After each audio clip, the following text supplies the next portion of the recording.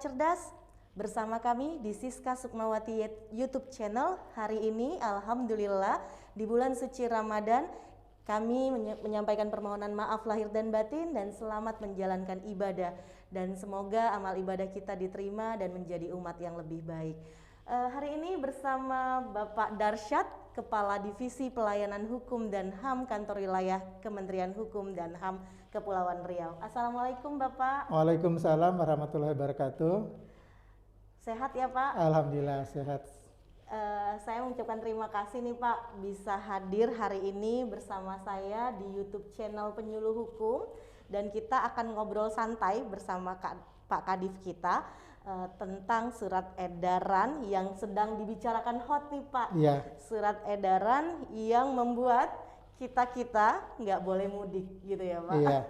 Nah, sahabat cerdas, kita akan ngobrol-ngobrol sama Bapak kurang lebih 30 menit ke depan, dan kita akan lihat bagaimana aturan dan akan ngobrol sama Pak Darsyad. Bagaimana Bapak Darsyad, seorang ASN Eselon 2 PIMTI kami di Kantor Wilayah Kementerian Hukum dan HAM Kepri, menyikapi surat edaran ini yang tentunya membawa imbas kita nggak bisa mudik nih Pak. Iya benar. Sementara kami instansi vertikal yang banyak kita punya pegawai itu dari mana-mana dan pasti niatnya niat mau pulang. Tapi dengan surat edaran yang dikeluarkan oleh Kepala Satgas COVID Republik Indonesia, Satgas ini mengeluarkan surat edaran tentang, saya sambil baca nih ya, masih baru, peniadaan mudik Hari Raya Idul Fitri tahun 1442 Hijriah dan upaya pengendalian penyebaran COVID-19 selama bulan suci Ramadan tahun ini. Nah, nomor 13 ya Pak, agak-agak gimana bacanya. Iya. Ngobrol tentang ini Pak, mungkin supaya lebih nyaman kami mohon maaf akan buka masker ya. Boleh ya. Sahabat cerdas. Boleh, ini Pak, saya ingat kemarin Senin pagi kita apel, Bapak juga menyampaikan ini. Agak sedikit dak-dikduk juga baca ini karena pasti banyak pro dan kontra, karena tahun lalu kita sudah tidak berlebaran seperti biasa. Tahun ini sudah bisa sholat ke masjid musola, tapi ada kebijakan yang lebih wow gitu dari Satgas kita. Gimana Bapak menanggapi ini Pak?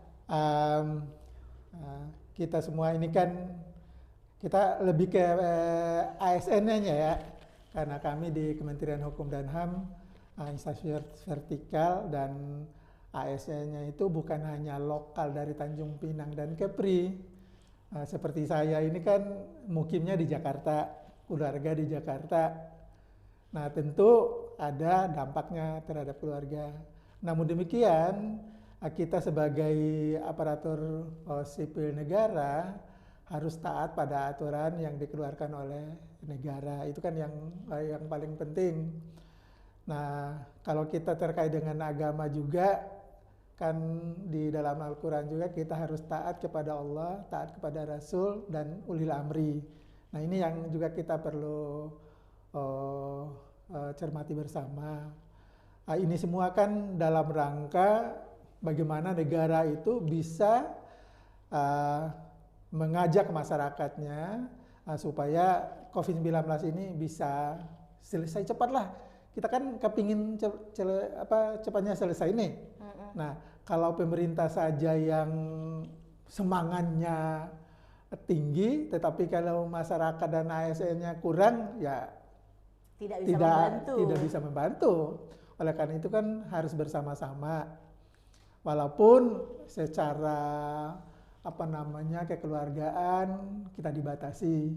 Namun demikian, ya kita harus legowo lah dengan ini supaya usaha kita bersama untuk mengakhiri COVID-19 ini bisa cepat selesai.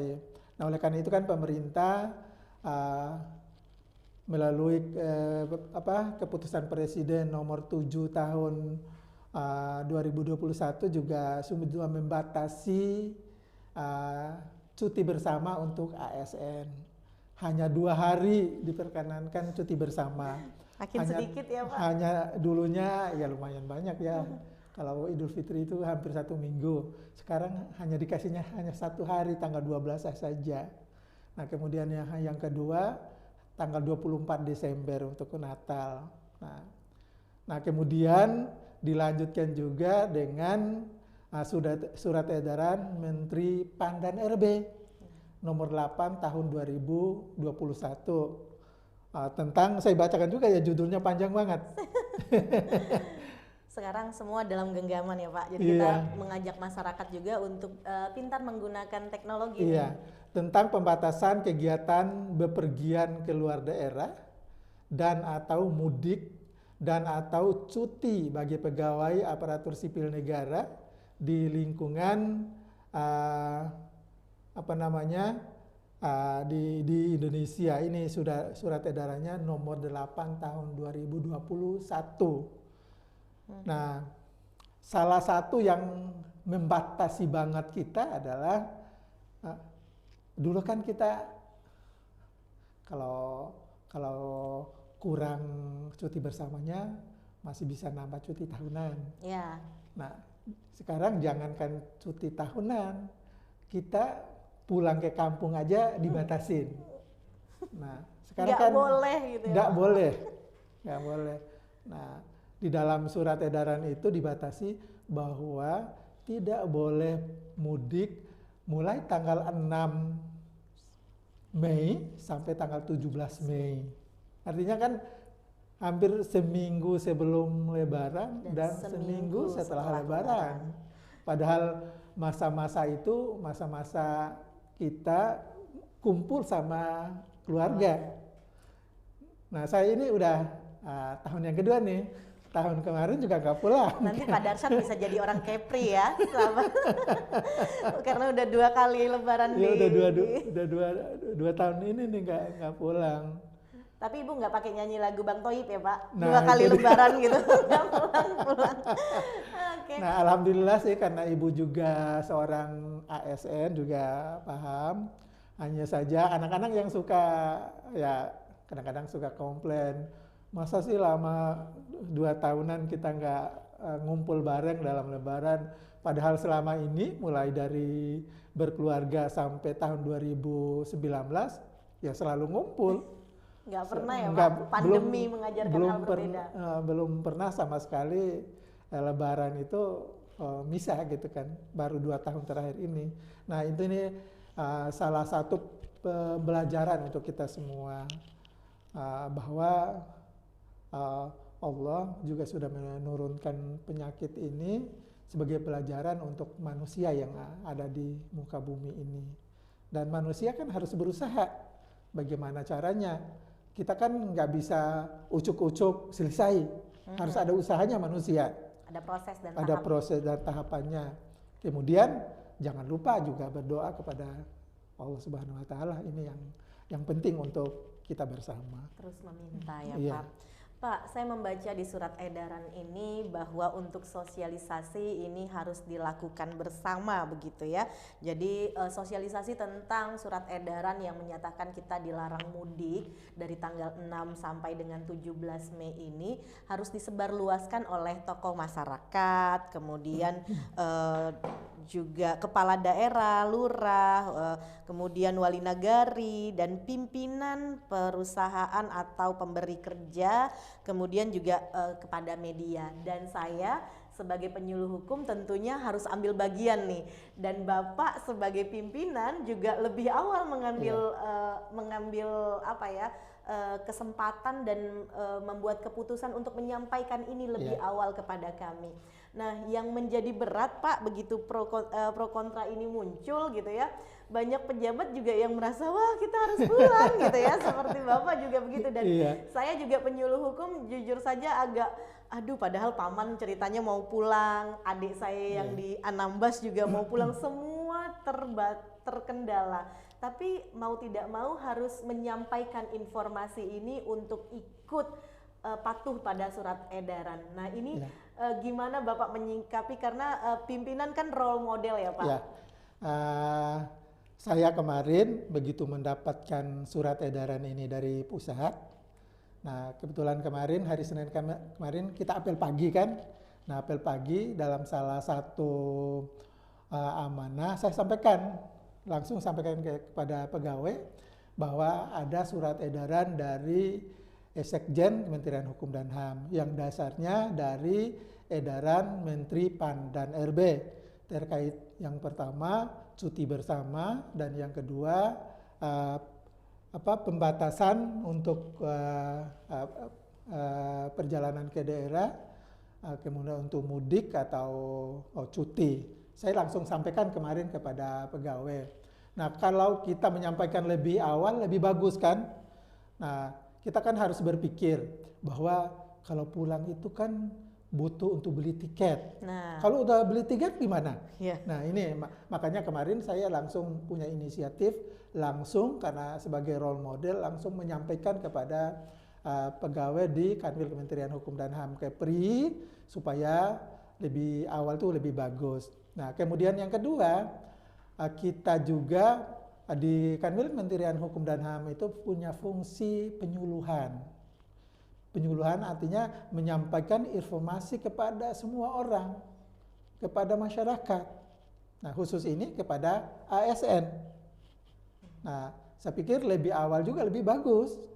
Nah, kita tidak memandang hanya untuk pegawai Kementerian Hukum dan HAM atau pegawai daerah atau pegawai di instansi mana kita harus menyampaikan ini karena kita punya fungsi memberikan penyuluhan kepada semua orang, kepada semua masyarakat. Nah, nggak boleh enggak. Nah, kami juga dari pimpinan di pusat, kami di Kepri ini punya 3 orang penyuluh, salah satunya Mbak Siska. Nah, dituntut untuk sesegera mungkin menyampaikan hal ini, informasi ini kepada masyarakat, khususnya ASN. Nah, dengan demikian, rencana kita yang tadinya mau mudik, saya akan mau mudik tanggal sekian, saya akan pesan tiket.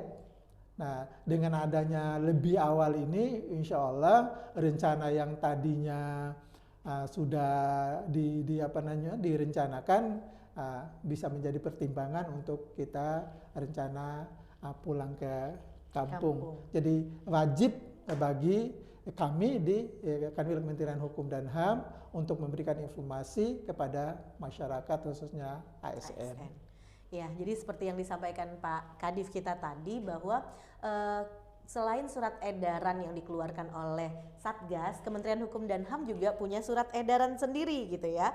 Dan langsung mengambil sikap Menteri Hukum dan HAM mengeluarkan surat edaran tentang pembatasan kegiatan bepergian keluar daerah dan atau mudik dan atau cuti. Nah, jadi lengkap ya. Dan lengkap. Atau mudik dan atau cuti bagi pegawai aparatur sipil negara di lingkungan Kementerian Hukum dan HAM dalam rangka dalam masa pandemi COVID-19 ini.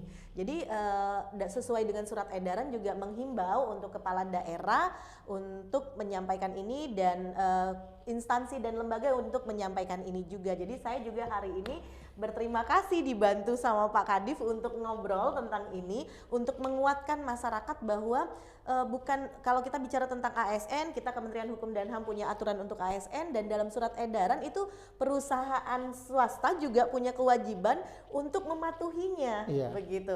Jadi boleh berpergian kalau ada surat izin yang dikeluarkan oleh kepala daerah, kalau dari lurah, kepala desa. Kalau kami di kantor dari Pak Kadif nih, mau bujuk-bujuk gimana kayaknya Pak Kadif juga nggak akan loloskan karena beliau juga nggak pulang. Gitu. Jadi kepada masyarakat mudah-mudahan ini menjadi perhatian kita bersama untuk taat pada pada surat edaran ini, mematuhinya sehingga kita tahan dulu keinginan silaturahmi dan mungkin sesuai dengan apa yang penyuluh lakukan hari ini dengan media sosial, dengan YouTube, kita sekarang udah bisa kumpul. Jadi kami tahun lalu Pak di keluarga saya itu melakukan lebaran daring gitu ya, melakukan lebaran dengan Zoom meeting. Mungkin itu juga bisa dilakukan sebagai upaya kumpul kita sehingga surat edaran yang dikeluarkan ini dapat dipatuhi bersama. Nah, tapi ada pengecualian ya Pak? Pengecualian, seperti apa tentang pengecualian Pak? Nah, ini nggak paku mati ya, nggak mati banget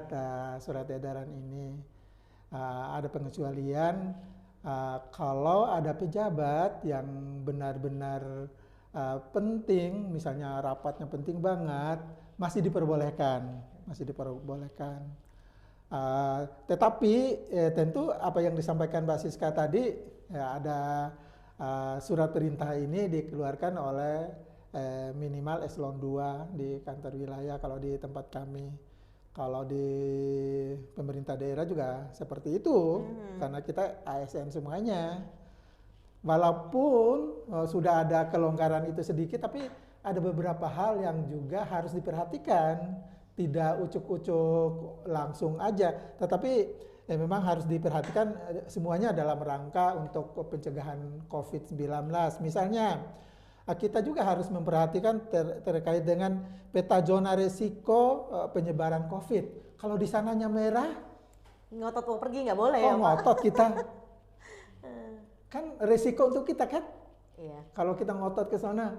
Nah itu. Kemudian yang keduanya,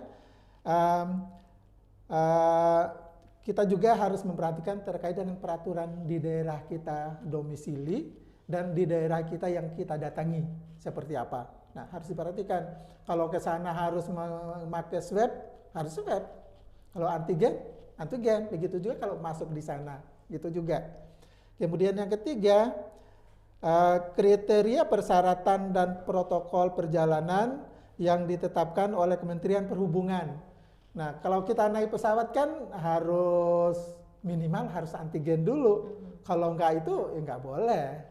Nah, ini yang juga harus diperhatikan. Kemudian protokol kesehatan yang ditetapkan oleh Kementerian Kesehatan. Nah, ini yang juga kita perlu perhatikan bersama, komitmen bersama untuk pencegahan dan penghapusan COVID-19 ini di negara kita, apalagi khusus di Kepulauan Riau. Mudah-mudahan semakin menurun, nanti bisa selesai dengan segera. Amin, Nah, harapan kita bersama ya Pak. Nah, tetapi ada juga nih, kalau kita juga bepergian, nah seperti hari-hari ini, ya protokol kesehatan juga jangan diabaikan. Nah, ini kan sering disampaikan di iklan di TV, di radio juga sering disampaikan, di pertemuan-pertemuan. Misalnya selalu menggunakan masker. Tapi mohon maaf nih, sekarang kita tetap ya, jaga, ada pengecualian sedikit ya. Iya. Nah, kemudian mencuci tangan dengan sabun. Nah, tapi insya Allah sih kita juga sering melakukannya. Bukan hanya mencuci tangan, tetapi kita tiap waktu beribadah juga kita kan harus bersih dengan cuci tangan. Kemudian juga menjaga jarak.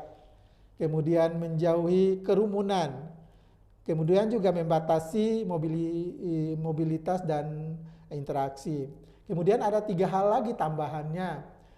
Ketika kita merasa kita kurang enak, nah kita harus cepat tes. Lebih dini, lebih cepat, lebih oke. Nah, kemudian yang kedua, kemudian kita juga melakukan pelacakan. Misalnya kita tadinya sempat ngobrol sama teman apa siapa, ternyata teman kita itu setelah dites positif. Nah, kita sesegera mungkin melakukan siapa saja yang ketemu dengan orang teman kita tadi itu supaya melakukan tes juga. Kemudian yang ketiga, kita juga melakukan perawatan yang dilakukan apabila seseorang terkonfirmasi positif COVID.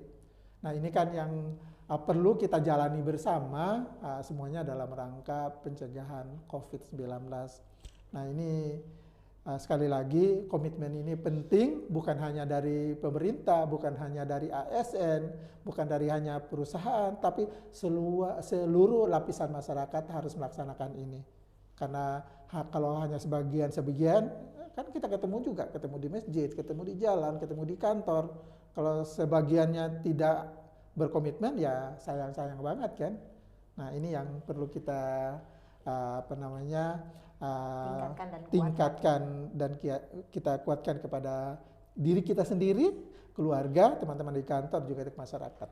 Ya, jadi dari apa yang disampaikan Pak Kadif Tiankum tadi, sahabat kita bisa mengikuti aturan ini. Kemudian aturan ini ada pengecualian untuk tadi kebutuhan yang mendesak dan yang sakit atau mau melahirkan juga bisa didampingi oleh 2 orang. Tapi ketika sudah mendapatkan izin, tidak melupakan ketentuan-ketentuan protokol kesehatan yang terdahulu, yaitu harus tetap pakai antigen, tes rapidnya, swabnya segala macam, dan kita tetap harus mematuhi protokol kesehatan, mencuci tangan, membawa hand sanitizer kemanapun kita pergi untuk menjaga itu, kemudian bermasker dan menjaga jarak dan tidak membuat kerumunan. Jadi penyuluh juga nggak boleh bikin kumpul-kumpul nih ya Pak, masih terbatas untuk itu. Jadi semua ketentuan itu tetap berlaku di balik edaran yang baru keluar terkait larangan mudik dan cuti sepanjang Ramadan dan Idul Fitri ini, dan semoga ini menjadi acuan terkhusus untuk tanggal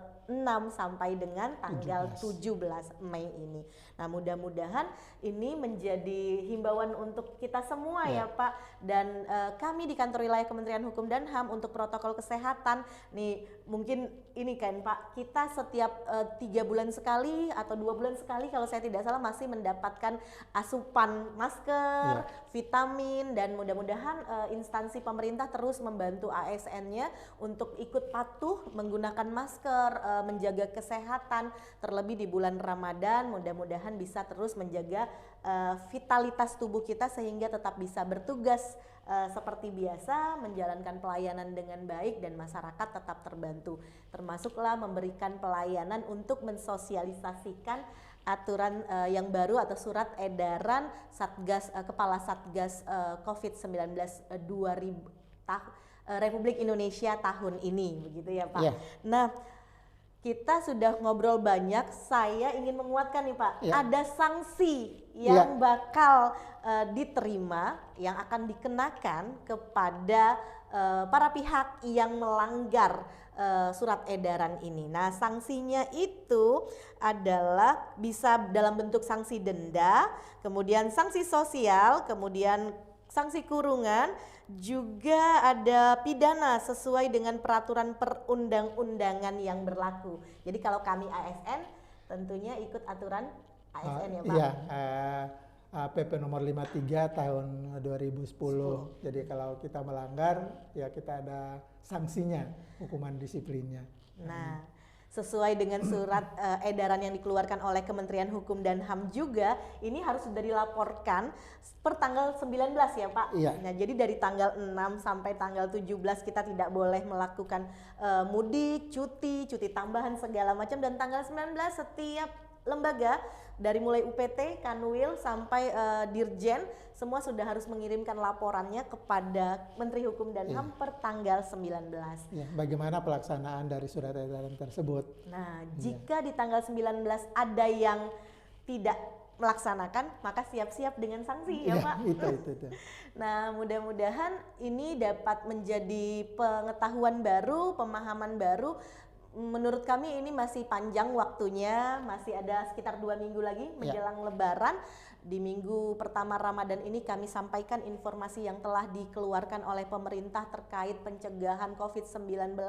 Mudah-mudahan COVID ini segera berakhir, Indonesia bebas COVID. Amin ya Rabbal Alamin. Dan kehidupan kita bisa kembali normal, dan kepada semua masyarakat khususnya untuk yang muslim menjalankan ibadah puasa, tetap beribadah, tetap menjaga protokol kesehatan, tetap sholat ke masjid dan mengikuti segala peraturan yang berlaku. Mudah-mudahan kita semua tetap bisa sehat dan pandemi ini benar-benar bisa berakhir. Closing statement mungkin dari Pak Kadif sebelum kita akhiri. Sebelum diakhiri, saya mengajak seluruh lapisan masyarakat, terutama ASN, karena ASN jadi contoh, jadi role model dalam upaya kita untuk pencegahan COVID-19 ini. Mari kita sama-sama ikuti aturan yang ada. Nah, ini semua demi untuk kita semua, demi kesehatan kita semua, demi kelangsungan hidup kita yang baik di masa yang akan datang. Ini yang Mungkin dari saya, kalau kita semuanya bisa, mulai dari lapisan masyarakat, ASN, negara, pemerintah, perusahaan bisa melaksanakan ini, insya Allah pasti bisa. Amin. Ini kalau kita melakukannya secara bersama-sama pasti bisa. Ini. Nah, itu yang disampaikan Pak Darsyad, mudah-mudahan bisa kita ikuti bersama, dan alhamdulillah Pak Darsyad menjadi contoh untuk kita semua, khususnya di Kanwil Kementerian Hukum dan HAM, juga pimpinan pertama di Kanwil, semuanya tidak mudik ya Pak ya. Nah, mudah-mudahan apa yang kami share hari ini menjadi pengetahuan kita dan dapat kita ikuti bersama, kita patuhi bersama, dan saya penyuluh hukum juga ingin menghimbau masyarakat untuk melakukan hal yang sama. Ada lelucon nih Pak, nggak apa-apa sih nggak mudik asal tetap bisa lebaran bersama mudik. Jadi ada leluconan yang seperti itu. Mudah-mudahan menguatkan kita semua, dan selamat menjalankan ibadah puasa kembali. Selamat menyambut Syawal. Semoga kita menjadi insan lebih baik lagi dan bebas dari dosa-dosa yang lama ya Pak, menjadi fitrah, tapi tetap patuhi protokol kesehatan dan ikuti edaran dari pemerintah yang sudah dikeluarkan untuk tidak mudik tahun ini, berlebaran di tempat kita masing-masing. Semoga Allah selalu melindungi kita dan Indonesia bebas dari COVID. Terima kasih, selamat menjalankan aktivitas dimanapun berada, semoga kita selalu dalam lindungannya. Assalamualaikum warahmatullahi wabarakatuh. Waalaikumsalam warahmatullahi wabarakatuh. Terima kasih Bapak. Sama-sama.